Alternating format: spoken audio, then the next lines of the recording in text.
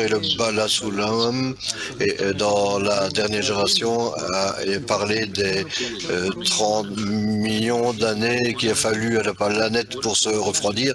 Mais qu'est-ce qu'il voulait dire de ces 30 millions d'années?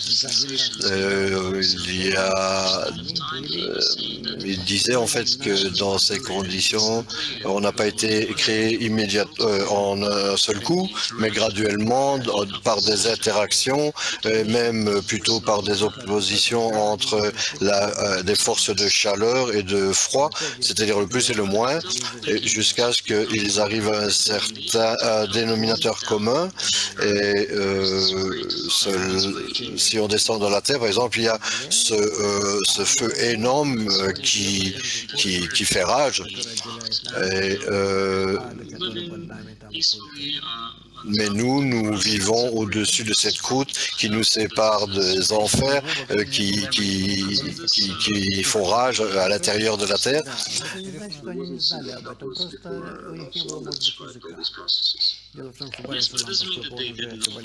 Mais il n'y a pas eu de kabbalistes avant le Balasulam qui ont parlé de ça? Non, non, mais ça ne veut pas dire qu'ils n'étaient pas au courant. Non, le Balasulam existait au XXe siècle et maintenant nous sommes dans un état où on commence à se corriger et le monde également, et on commence à se diriger vers la fin de la correction, et c'est pour ça qu'on lui a donné cette langue. Son langage est devenu accessible et il était capable d'écrire un sujet.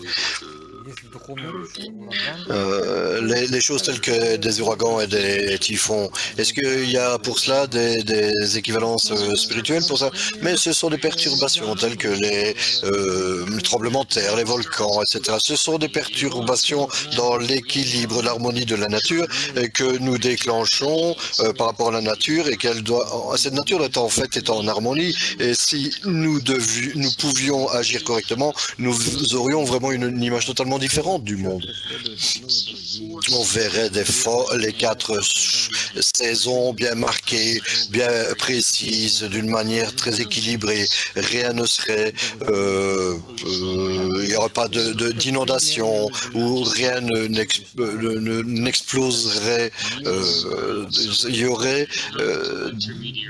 On aurait des qualités intermédiaires telles que l'automne et le printemps, et si on se comporte correctement, tout sera équilibré